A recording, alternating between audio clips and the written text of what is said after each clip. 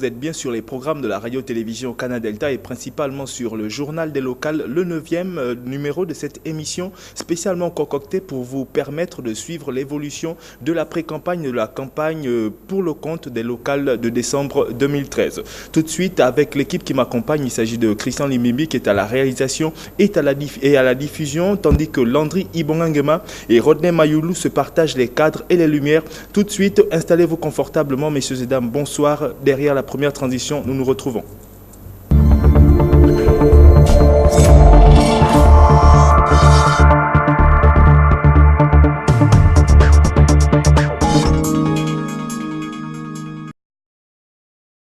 En parlant d'actualité, nous allons tout de suite du côté du siège provincial du Parti démocratique gabonais. Là-bas, les membres de la coordination communale pour le compte de la campagne électorale de décembre 2013 pour le PDG dans Port-Gentil étaient en séance de travail à huis clos au siège provincial de leur formation politique.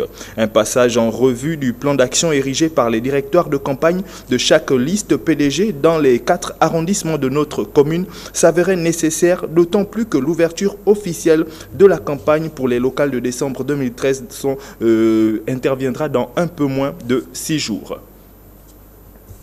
Toujours au siège du Parti démocratique gabonais, les colistiers du Parti démocratique gabonais, voilà, dans le 3e arrondissement Port-Gentil, étaient eux aussi en séance de travail au siège. Il s'agissait pour ces militants engagés dans la course au renouvellement des conseils municipaux et départementaux de faire une mise au point et surtout de se dire confiants quant à l'issue des joutes de décembre 2013.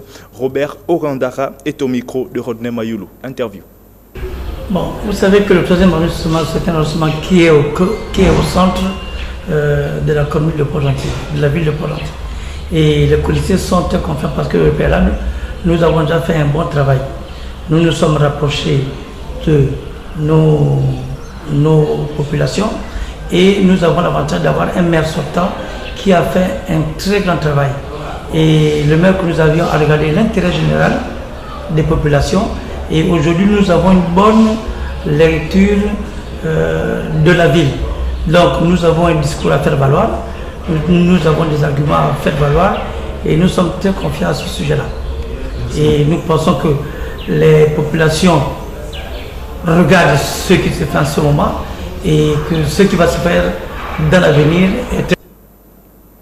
Voilà, précisons que Robert Orandara est secrétaire fédéral de la fédération C du PDG dans Logoué-Marie, dans Port-Gentil, voilà, et en même temps colistier de cette formation politique au niveau du 3e arrondissement. À présent, prenons attache avec une communication. Nous parvenons du cabinet de Martin Bogikouma. En effet, le gouverneur de la province de Logoué-Maritime informe l'ensemble des candidats à l'élection des membres des conseils départementaux et municipaux de décembre 2013 qu'il présidera le lundi 2 décembre à 16h dans la salle de mariage de la mairie du 1er arrondissement de Port-Gentil, une importante réunion d'information et de sensibilisation en présence de Madame le Président de la Commission provinciale électorale et ses collègues des commissions électorales locales. Au regard de l'importance de l'ordre du jour, la présence de chaque candidat de tête de liste est vivement souhaitée. Toujours le gouverneur de la province de Logoué-Maritime, ce dernier informe l'ensemble des partis politiques, groupements des partis politiques et ou toute personne engagée dans la course aux élections des conseillers départementaux et municipaux de décembre 2013 que l'occupation de tout espace à des fins de campagne électorale est consécutive à un accord préalable de l'autorité administrative compétente. À cet effet, pendant toute la durée de la campagne, tout candidat désireux d'occuper un espace public doit s'adresser, en ce qui concerne la commune de Port-Gentil, à monsieur le gouverneur de la province de Logoué-Maritime. En ce qui concerne le département de Benjé, à monsieur le préfet. Quant aux autres départements et districts, s'adresser au préfet et sous-préfet de chaque localité respective. Par ailleurs, il est rappelé à tous et à chacun que le temps d'occupation de chaque espace ne devra excéder une durée de 4 heures au regard du nombre important des candidatures enregistrées d'une part et d'autre part, la demande à adresser à l'autorité administrative doit être bien spécifiée afin de permettre aux autres regroupements ou partis politiques de bénéficier des mêmes possibilités.